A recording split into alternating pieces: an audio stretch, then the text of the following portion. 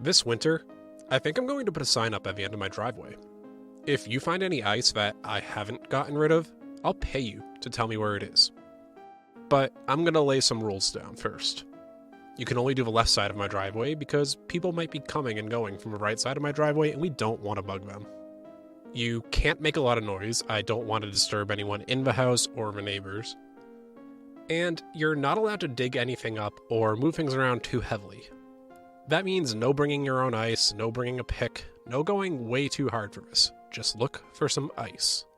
I know, they're kind of crazy rules, but if you follow them and tell me where I missed a spot, well, I'll make it worth your time depending on how big of a patch of ice you find. I'm John Cordes, and this week, I'm posting a bounty for ice removal. After all, it's pretty dangerous to leave it ignored. And I want you to think about that concept for just a little bit. Keep it in the front of your head, because I'm going to explain to you what the shell, a bug bounty, is, how people make a living off of it, and talk to you about some of the biggest bug bounties that have ever been paid out.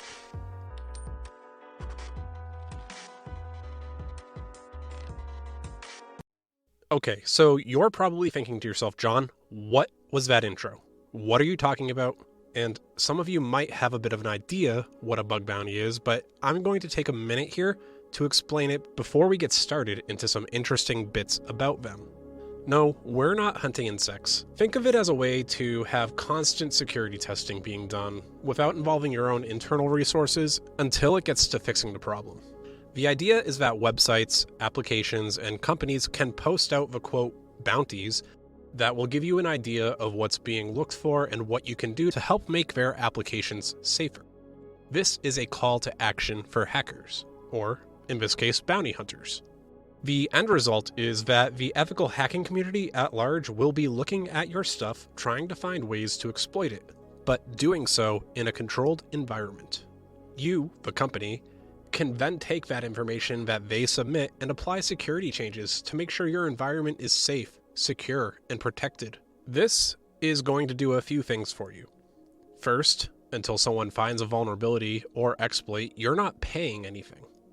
I don't get paid to look at the application or a website. I just get paid if I find a problem in it. So say you've got dozens of people looking at an application and they haven't found anything wrong in 1 or 2 days. That's hundreds of work hours of testing being done against you, where potentially nothing has been found. And in this case, that's maybe validating that you're at least in a decent position when it comes to external attacks. The big X factor here is that the quality of the individual doing the testing isn't always known. Second, the payout that might be given is fluid. It's usually included in some level of range.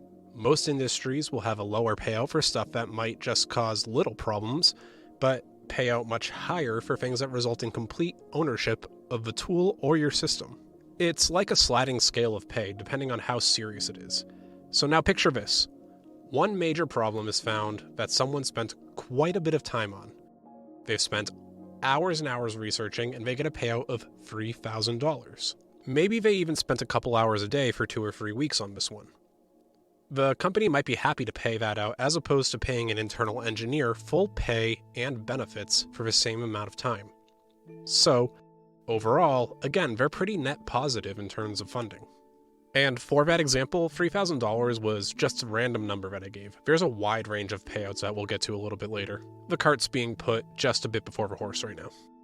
Because before you even think about doing any kind of bug bounty hunting, you have to know the rules. Like I laid out at the start of this, I put out rules for what you can and can't do in my driveway. Oftentimes, the application owners don't want you testing against the actual live website or tool. For example, if I'm trying to break something like Shopify and I succeed, obviously they don't want me to knock over the website and break everyone's store. Or even worse, have access to all their shop data and customer information. So, to give you a safe environment to do this, companies will often set up separate areas for you to do this kind of testing. Those areas won't be used with the live application, but maybe a dev version or a beta build, something that, if it goes down, it's not going to cause major problems. And those typically will have separate domain names. So if I was going to host one for my website for a podcast, I might name it something like test.whattheshellpod.com instead of just whattheshellpod.com. And no, that's not a real place, but if it was, I would have test.whattheshellpod.com redirect to an entirely different server. So now I've set up this, let's call it an arena, for you to battle in, right? I've given you the stage, I've given you the directions on how to get there. Now, you just need to know what the rules are for when you go inside.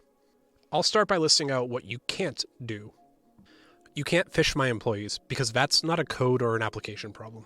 I don't want you doing any kind of denial of service attack either. Don't just flood me with requests, because anyone can do that. And it doesn't result in a loss of information unless you permanently destroy the server somehow. And I don't want you using commercial vulnerability scanners against my website, because I have those and I can do that on my own time. Lastly, I don't want you to do an attack against password strength, because again, the password strength is not what's being graded here. We're looking for flaws in the application, not in the process and not in the people. So the stage is set. I've given you a place, I've given you rules, I've told you how to get there. Another thing that I'll do is tell you how to act inside the ring. You know, the rules for how you can attack. I told you what you can't do. Now, I'll tell you what I'd like you to do. You'll send a report with a specific template or for a specific application. You won't publish any of the information you find publicly until after we do. Only test against your account, not anyone else's. I also don't want you to be an active employee in the company that you're testing, because maybe you would just purposely code in some vulnerabilities. And putting all of this together that we've talked about so far, this is what is oftentimes referred to as the scope of an attack, or the scope of a test. And as I'm talking about this, I do have a thought that maybe I'll go back to before publishing the episode and try to tack it on the end. If not, I'll bring it up in the Discord. But I do wonder if there has ever been some level of fraud where an internal developer purposely codes in vulnerabilities that pay out maybe an okay amount so that a friend or an acquaintance can go claim it. I'm going to have to look into that one, because it certainly seems like something someone who isn't very smart would do. Anyways, I think you've got the basic principles of the idea. I'm basically offloading extra security testing on top of what I'm already doing to the world. But they just need to follow my guidelines before they get paid. And speaking of pay, let me tell you what some of the ranges of bigger sites can be. I've got a few different bug bounty programs up right now, and I can tell you that in US dollars, Robinhood will pay you up to $37,000. OpenSea, that's SEA, an NFT platform, can pay you anywhere between $25 and $3 million. Shopify, they'll go between $500,000 and $100,000. That's just $500, not $500,000. And Vimeo, the video platform, they'll go anywhere from $100 to $6,000. So there's a wide gap here, and you can kind of see how it's prioritized based off of the potential fiscal impact or the service that's being used. Like, Vimeo is important, but it might not suffer as much compared to Shopify or OpenSea if it get fully compromised. So this picture, this painting that we're working on is starting to come together. You're going to get paid based around the kind of vulnerability you find, the kind of damage it can do, how easy it is to do. It all culminates in either a nice little paycheck for you or nothing at all, because maybe someone else got to it first. But now that we've got a good idea of what this is, let's put a pin in some of this and come back to the funds and the money later, because I want to talk about how this concept came to be. The easy answer is criminals, right? As long as exploits have been developed, and even before then, there have been people willing to pay to have an upper edge. For a long time, it was mainly a thing in the black hat community where a hacker could buy an exploit kit, malware, or details on a vulnerability that might not be known to the public, and use it to either cause damage or try to make even more money. And it goes beyond hacking too, right? Robberies, fraud, paying a little bit to get that extra edge so that when you commit the crime you're trying to do, you can do it perfectly, because in the end, you'll get more out of it. And I want you to think about how long you've been working with computers, what you know about computers, and what we've talked about so far, and ask yourself, when do you think the first bug bounty was put out? I'm going to talk about the first 2 high-profile bug bounties, and I'm really asking you, what year do you think it was? And you know what? Let's do this. I'll even sweeten the deal a bit. In the description of this episode, I've got my Twitter link and the Discord link. in the episode discussion on Discord, or just tweeting me at shell_pod, send what year you think it was for either of the first 2 bug bounties. I'll toss all the names of the people that get it right into a list and pick someone to get a free sticker pack. Pause the episode and do it right now if you want to be ethical. Keep listening and do it later if you want to be unethical. Honestly, I don't care. I'm just doing a giveaway for the sake of a giveaway here. Alright, are you done? Great, because now I'm going to take you all the way back to 1983. Yep, 40 years ago. Because that's when Hunter and Reddy launched what has been pretty well agreed to be the first bug bounty. Although it wasn't really called a bug bounty at the time. What did they even do? What could they have done 40 years ago? And what did they pay? Well, honestly, it was a pretty insane deal and a well-marketed strategy. The ad read, at the very top, quote, "Get a bug if you find a bug." And no, they weren't going to send you a centipede. You see, Hunter and Reddy designed the first real-time operating system that was used in the Volkswagen Beetle. You know, a bug. They were putting out a bounty for finding a bug in that system, that real-time operating system. In fact, let me just read some parts of the ad so that you can see what they put in as the quote, scope here. And side note, I do have the full picture of the ad posted on my website at whattheshellpod.com. It's going to be in the episode transcript. Just scroll a little bit down and you'll see it. I really encourage you to go take a look at the ad because I think it's pretty awesome. I'll probably post it on Instagram too. But here we go. In the ad, they said, quote, "Show us a bug in our VRTX real-time operating system and we'll return the favor with a bug of your own to show off in your driveway." There's a catch though. Since VRTX is the only microprocessor operating system completely sealed in silicon, finding a bug won't be easy. It went on to ask you to describe your application and the microprocessors that you're using, and we'll send you a Vertex evaluation package including the timings for system calls and interrupts. And when you order a Vertex system, we'll include the instruction for reporting errors and how to report these bugs. Don't feel bad if in a year there isn't a bug in your driveway, because there isn't one in your operating system either. That was bold, that was in your face, it was a call to action, and who wouldn't want a free car, right? It was very popular. Unfortunately, I couldn't really find anyone who was able to say that they claimed a bug out of this, so it turns out that Hunter and Reddy might have been right on this. But it's a cool story. It kind of reminds me of some of those times that you would see stories about the 80s and 70s and people saying, last one with her hand on the car gets to take the car home. Except this is kind of like the technical version of it.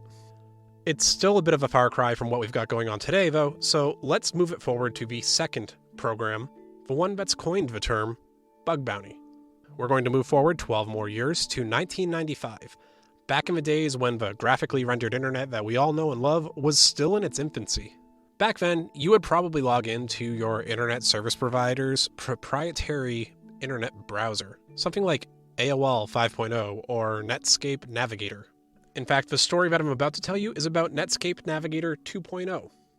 Because back in 1995, their vice president of marketing explained why they were putting out a bug bounty for a 2.0 version of the tool.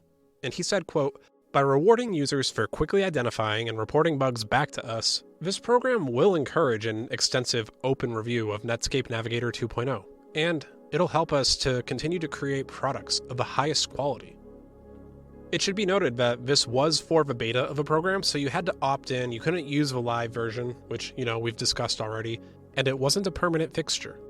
But it did well, and they ended up rewarding some cash prizes out at the end of the event.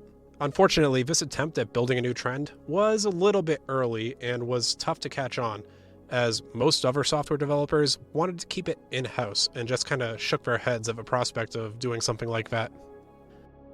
In the grand scheme of things, I don't think it really would last very long, because in the early 2000s, as things really started heating up with websites, forums, and general acceptance that the internet was a mainstream part of day-to-day life, bug bounty programs, and both the wanton need for them, were starting to waterfall out into the world.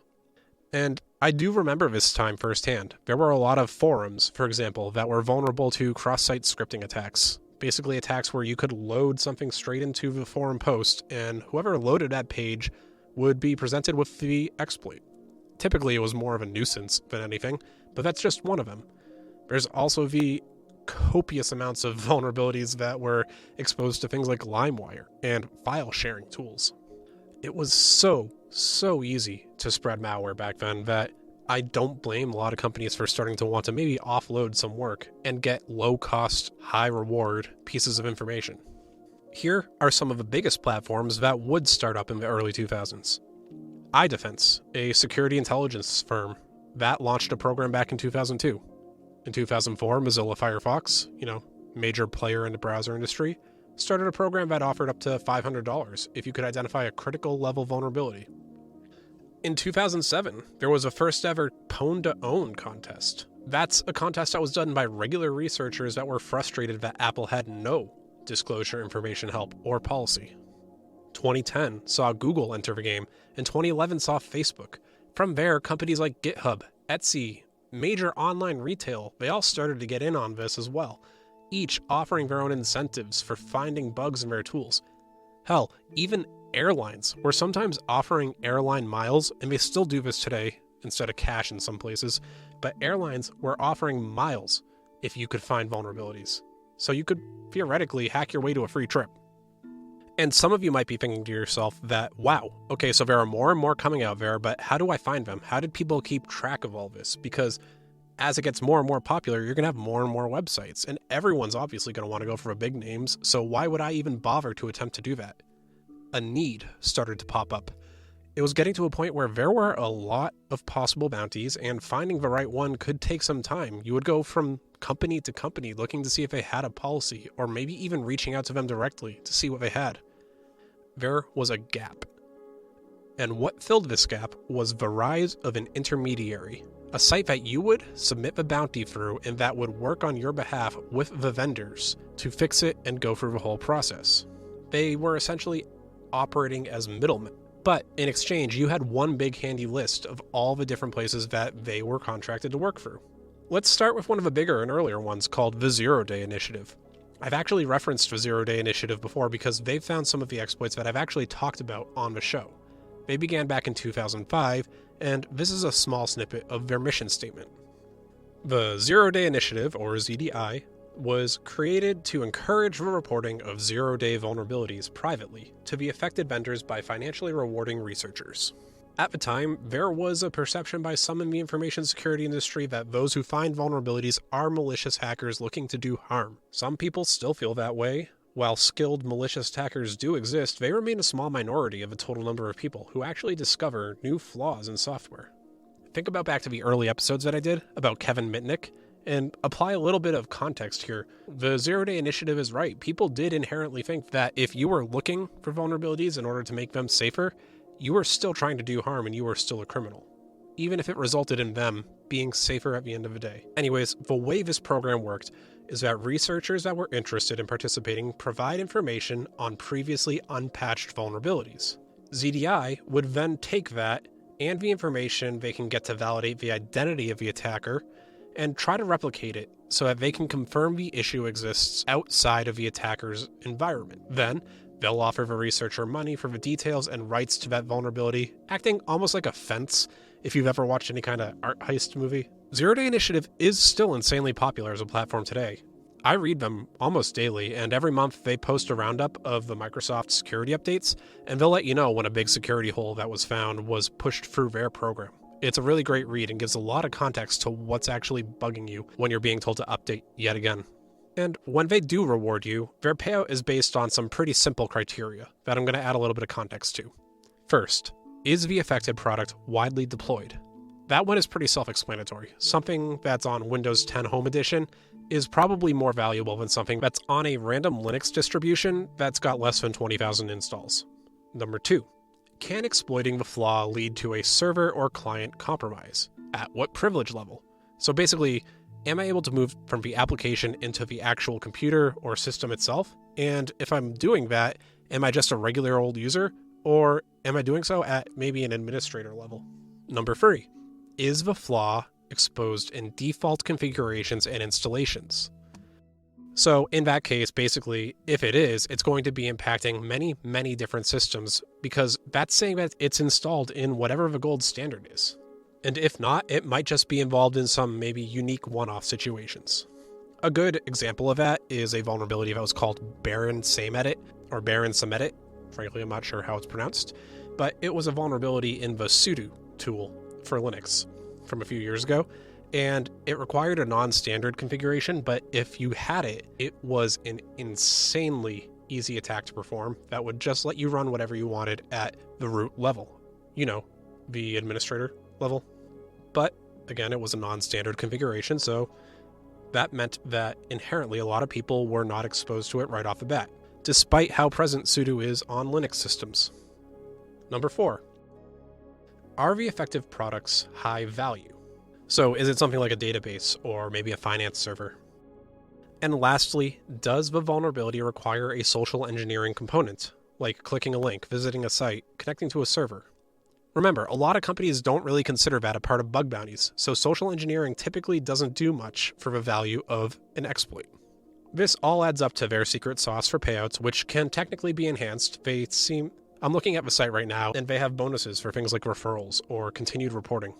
Things that will keep you with them because, as I'm about to show you, there is a little bit of competition. In the early 2010s, 2 other platforms were created that started a bit of an arms race in the field. One was called BugCrowd, and another HackerOne. That's one word. BugCrowd started in 2011 in Sydney, Australia, and HackerOne started in 2012 with its headquarters in San Francisco. These 2 companies are effectively increasing the accessibility for people to participate in bug bounty programs by making them easy to access and easy to comb through, and really honing in on the different niches of bounty hunting. They operate, again, by reaching out to these major companies, getting them onboarded with their platform and with their programs, and then being the middlemen for the bounty programs that are now custom tailored to the exact needs of the company. HackerOne serves companies like Uber, Spotify, Starbucks, Lufthansa, and more. BugCrowd has a just as impressive of a list, including companies like Twilio, Atlassian, and HP. Now, I've talked a little bit about it already, and I'm sure you're still thinking about it, but some of you might be thinking about the payouts. So let's talk a little bit about that. I'm going to tell you about some big payouts, about what average payouts look like, and some different examples of when companies just paid a lot of money. In 2017, Oath, which is a media and tech company that owns things like Yahoo, AOL, Verizon, TechCrunch, and a lot more brands, they participated in an event that was held by HackerOne called H1415. At the event, the internal security team partnered with hackers from over 11 different countries to do a day of hacking on all their different sites. Their goal was to find and claim as many bounties as possible in a single day. And all in all, at the end of it, $400,000 was paid out in just 9 hours that day. One day, $400,000, 9 hours of work, and who knows how many different security holes fixed. Back in 2012, Microsoft paid $200,000 to one group of researchers as a part of its Blue Hat competition, aimed at security mitigation. Bringing it forward a little bit more recently, here are some of the top payouts from the end of 2020. These ones being individual payouts, so payouts for one vulnerability. Verizon's top bounty, $70,000. PayPal, $30,000. Uber had a $50,000 payout, and these are all decent. In fact, for many people, they're a year's wage, or at least a chunk of one. But these kind of high-profile payouts aren't always guaranteed. These are just the smartest and the best hackers going after the biggest hitting payouts that they can try for. A lot of times they'll be dedicated to just this one particular area. That's not to say that you can't go higher, though, because there are some, what I'm calling whale-level payouts, some that have been claimed and some that are still up in the air. We talked a little bit about Apple earlier, and I mentioned that they came under flack for not participating. Well, recently they paid out a student $100,500 for a webcam bug that he had found. The bug could have impacted millions of users and gained access to their own account information, including the webcam itself. But that's not to say that that's the height of bug bounties. If you want to get the best of the best in terms of payouts from Apple, they offer some bounties that offer a minimum of $100,000 and a maximum of $1 million for payouts. That category is reserved for the worst of the worst kind of vulnerability. A zero-click admin-level takeover of a device. Essentially, this is when a hacker needs no interaction from you at all. You just need to receive whatever the payload is, and in some cases, it can be as simple as receiving a text. You have no control, and then boom, suddenly they own your device, and you might not even realize it. The reason why they would pay so much for this is because, frankly, a nation state like Russia, China, or really anyone would probably pay more under the table for this than Apple would pay up front. It's only happened a handful of times where these vulnerabilities were found in the wild, but almost always it's tied back to major powers. Apple's $1 million payout also has potential bonuses. It goes up to 50% more for beta software vulnerabilities and 100% more for bypassing the new lockdown mode that they have. That means there's a maximum $2 million payout if you zero-click bypass a locked down device, which sounds a lot easier when I say it out loud, but boy, I would love to maybe see one of those one day, as long as it's fixed as soon as it's reported. It does get higher though, because now I want to talk about the record for the biggest payout. This record is currently held after a hacker found a flaw in a crypto service called Wormhole, which was a contract off of Ethereum. Wormhole is a protocol that lets blockchains like Ethereum, Terra, Binance, it'll let them all interact with each other. And when you have those kind of interactions, especially with money, especially with cryptocurrency, it can be a major target. Imagine if someone just took all the available assets from a contract and moved it wherever they wanted to. And the vulnerability that was found still has proof of concept code on GitHub to this day, but the platform is no longer vulnerable to it. The long and short of it was that with this POC, a hacker could have held everything in the contract, that's all the available assets and potential assets value, for ransom, which, according to the GitHub, was close to $1.8 billion at the time of the submission of the report. Almost $2 billion could have been stolen. How much did that hacker get paid out? Well, he made off with a nice, cushy $10 million check. Yeah, you heard that right, $10 million. That's a once-in-a-lifetime bounty. But honestly, I do expect that as technical teams get more and more creative, and as more people take this on for side hustles or full-time jobs, we'll see more of those kind of bounties in the future. I mean, 1Password has an active call for a bounty for $1 million at the moment. And just posting things like that or the $1 to $2 million Apple bounty kind of begets competition for people to try and break it. But I think the US Department of Defense honestly said it best, because back in 2016, the Obama administration put out a challenge to hack the Pentagon, and it lasted a month. In that time, 250 hackers went at it. 138 vulnerabilities were found, and they paid out $150,000, which honestly seems really low right now, looking back on this, and I wonder what it would be if they paid out now. Their response to people saying that it was a high amount at the time, well, it was $850,000 cheaper than doing a full security audit for $1 million. At the end of the day, one of the biggest problems that is going to face this industry is that crime pays. The big payouts are nice, but might be pennies on the dollars compared to what underground markets can offer. I feel like year after year I'm reading about underground cyber exploit markets getting taken offline, 0 days being sold. The trade-off is that obviously you're building tools or selling exploits that, if they led back to you, could land you in jail. For some people in this world, that's worth the risk, but for many, in fact, I would say for the majority, thankfully, it's not. There are some people that are going to do this for fun, some that are going to do it for a job, some that might view it as a side hustle, and even some that it might make this their full lifelong career. I think, though, if you look at the people that do want to make a career out of this, they don't necessarily always go after those whale bounties as much. And that's the last thing I want to talk about before we're done. Because a few years back, the first person to cross $1 million in total earnings came out of HackerOne. It was a 19-year-old Argentinian named Santiago Lopez that goes by the handle Mr. Hack. Lopez had, at the time, found over 1,670 vulnerabilities and crossed the $1 million mark. That's super impressive. It's an insane accomplishment. But on average, that's about $600 per payout. That's not to say that he didn't have high-level payouts, but it does at least show the merit in that finding a large amount of small vulnerabilities can add up to a nice payday for you. He was able to find vulnerabilities in sites like Uber, Yahoo, PayPal, or Airbnb. The list goes on. You can view his profile on HackerOne. As of today, a couple years later, he's got almost 2,400 vulnerabilities found. And I'm looking at some of his more recent payouts. It's just like I said. I see a $70 payout here, a $30 payout there, $250, $1,500, $2,500, $125. He's casting a wide net, and he's clearly raking in a lot of money. So, what do you think? Are you the next Mr. Hack? I honestly think you could be. There are tons of programs out there that offer bug bounty training. one of my favorite is Nahamsek. If you haven't heard of him, Nahamsek is a streamer and content creator as well as an educator and a great mind in the field. He's got his own convention, he's got courses and lessons that can take you from wondering how to find a bug to claiming your first reward. And that's not an ad, it's honestly just a suggestion for you to go out and look at his content because I love his content. As for me, maybe I'll give it another go at some point. I doubt I'll be as good as Santiago, but hey, couldn't hurt, right? I'm John Cortis, and thanks for listening to me explain what the shell bug bounties are and why they're pretty awesome. That's this week's episode, so thanks for listening.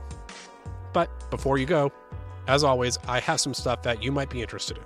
First, for anyone that's new to the show or might not know this, you can join us in the show's Discord channel to talk about it and hang out. Now that we've started back up, I am going to try to be a lot more active there so that you can reach out to me, talk to anyone else who enjoys the show, offer up suggestions that you might have because I'd love to hear them.